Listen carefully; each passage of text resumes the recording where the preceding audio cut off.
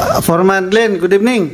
Tanong, Foreman, sa comment section kung, by the way, ano ngayon, Tuesday, January 16, 2024, pang reference lang.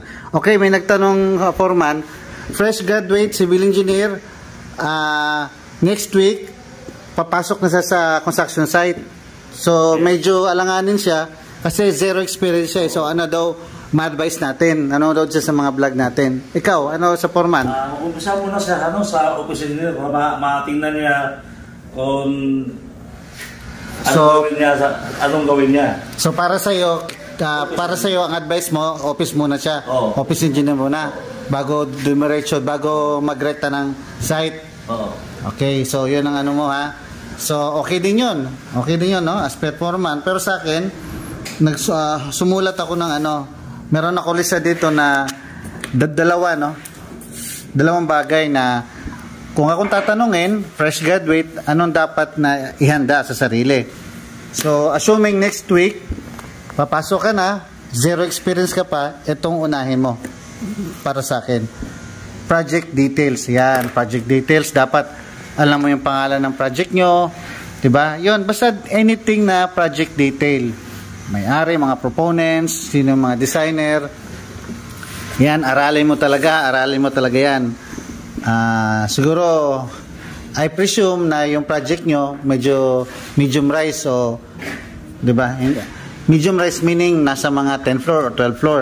So, medyo malaking project yan, yung papasukan mo.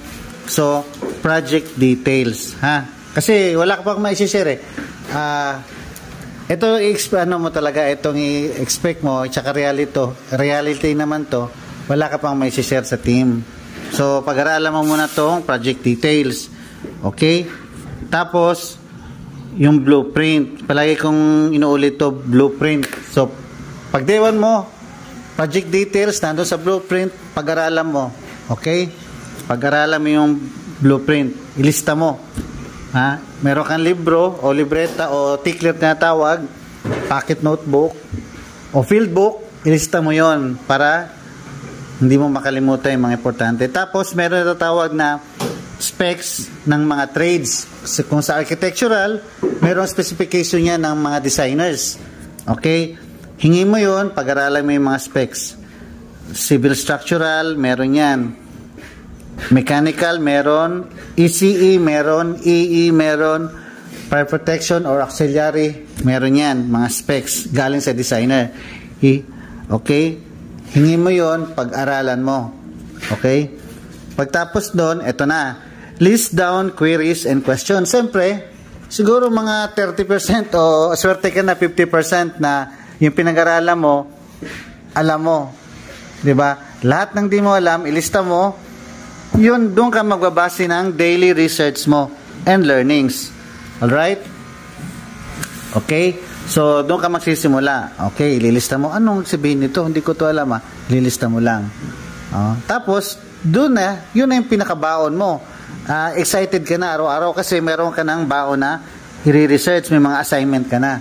Tapos, learnings na. Okay? Isabihin, yung first experience mo, iikot sa project details. Yan. Diyan lang ka muna. Diyan ka muna mag-umpisa. Okay? Kasi, sad to say, kahit kami, yung mga eksperyensado na seasoned na, hindi na namin masyado binubuklat yung mga, yung mga blueprint. Parang, memorize na namin ba? So, yun, kumpiyansa na, di ba?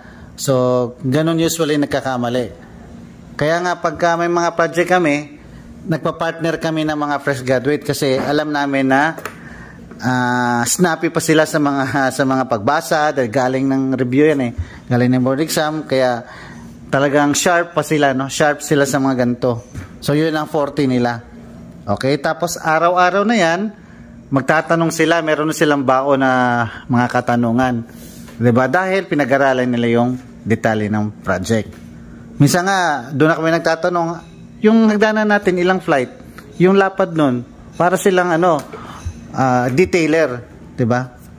Okay, tas pagka medyo nagtataka o medyo parang doubt kami, sige, patingin ng blueprint, ganon. Okay, next, number 2 is organizational chart. So, para mo Yung tutulong sa'yo, siyempre tao sa pag-research, di ba? Tsaka magbibigay sa inyo ng learnings is tao. So, kikilalanin mo yung organizational chart ng project nyo. Yung staff, sino yung manager, etc. Sino. Tapos, yung rank and file. Ito namang rank and file, ano lang to, foreman, lead man, yung mga ano lang, yung mga key personnel lang ha. And then, plus factor mo na yun kung kilala mo yung mga worker, which is, sa tingin ko medyo matagal pa. Kasi mostly siguro nasa mga 100 plus yan. Kasama 200 mga workers, ganun. Diba? Yung mga key personnel lang muna. Alright, tapos, wag mo muna isipin yung rebar, concreting, formers, wag mo muna isipin yun, darating din yun. Ito muna ang unahin mo. Diba? Sa sarili mo yan, sa sarili mo yan. Pero,